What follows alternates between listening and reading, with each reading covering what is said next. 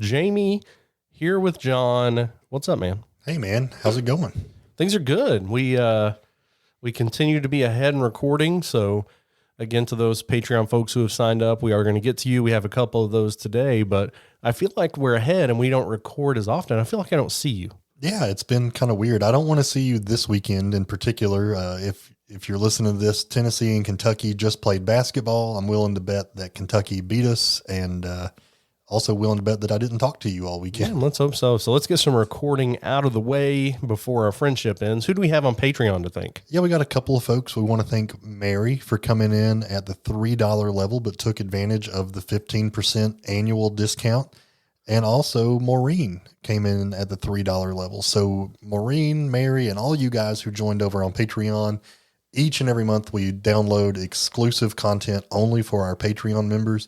And man, I tell you, the last few cases we've done have been awesome. So you don't want to miss those. Yeah, got a good one coming up for February. We also put up episodes early and ad-free for our Patreon subscribers. Also want to give a shout out to some of our recent 5-star reviews. That's something we're going to start doing, and we appreciate those. So if you'd like us to read your review, feel free to put it on social media or on Apple Podcasts or wherever you listen. This one's from The Real Todd Rogers. Titles, love this. I heard you guys on Talk is Jericho and decided to check out your podcast. Love the way you guys present things. Always interesting stories. Oh, well, thank you, The Real Todd Rogers. That's really nice of you to say. We did not get one from the fake Todd Rogers. Stay tuned for next week. This one comes from Jenny Dale 1. Says she's homesick, but I follow these guys on Facebook and just left a comment and review there. I leave the same one here. I love these guys. They make me miss my home state a little. I just discovered these guys and have been binge listening to the podcast. I love how detailed the narrative. I'm from Southern Kentucky, but just recently moved out west. Listen to these guys bicker about UK and UT makes me feel like I'm back home. Keep up the great work. Awesome. Well, thank you so much. Yeah. And that's a good timing with the bickering. Yeah, I like it. There's going to be a lot of it. Any more over there?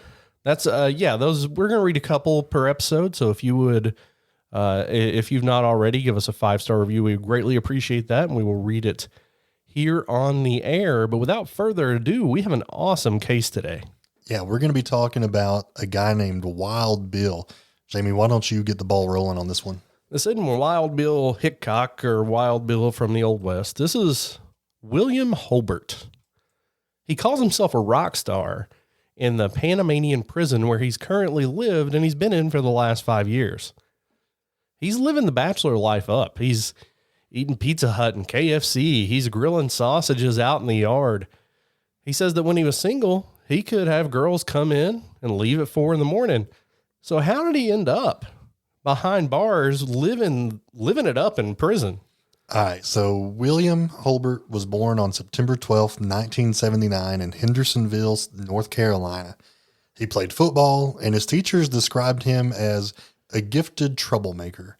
I feel like my teachers might also have said, well, no, they wouldn't have said gifted. They would have just said troublemaker. There you go. So his family owned and managed a small apple orchard in Cattle Ranch.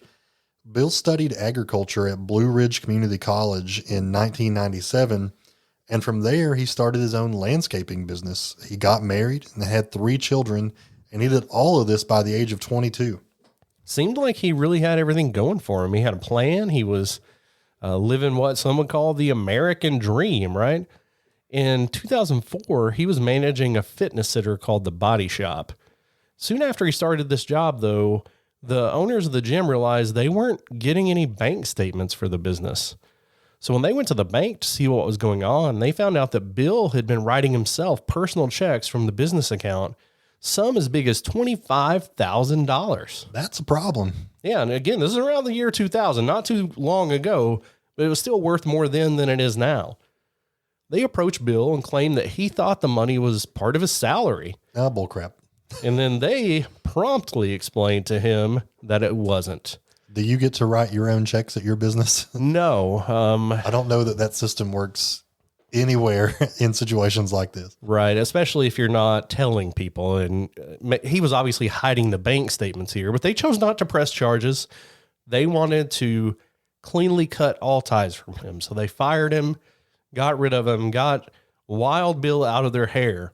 But while he was working there, he had met a young lady named Laura Reese, and they had started having an affair. And his wife found out about this, and she also wanted to cut ties with Bill. She filed for divorce and left with the kids. So Bill filed for bankruptcy and then rented a home with Laura in Cleveland County, North Carolina. There they opened a white supremacist bookstore where they sold stickers, bandanas, and swastikas. How do you go from owning a landscaping business to running a fitness center? How is the next progression in your business ownership a white supremacist bookstore? We don't often talk about folks on this show who have their lives well put together, so I think they just fall into the category of crazy. Yeah, this is certainly out of nowhere. It's something you wouldn't expect to even exist right now. Again, this was back in the early 2000s, though, and this was certainly not a good look for Bill or his future. Now, sadly, this was right in line with Bill's views, as he had led a group called the Southern National Patriots from 2003 to 2005. This was not a professional football team. This was a militia and like a political party, right? Yeah, this was, I mean, there are a lot of names for them now, but basically a group of white supremacists that were trying to create legislation to I don't know, continue to make society better for white people. This is not like 12 angry, like racist white dudes in somebody's garage. This was a controversial activist organization that had over 500 active members. Thank you for listening to this preview of True Crimecast.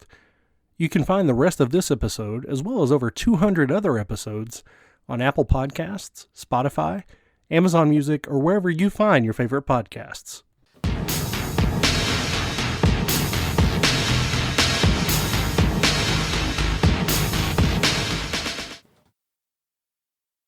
You've listened to True Crimecast, distributed by Stoveleg Media. Check out stoveleg.com to find out more about your hosts and to find other podcasts to listen to. Stoveleg Media, igniting conversation.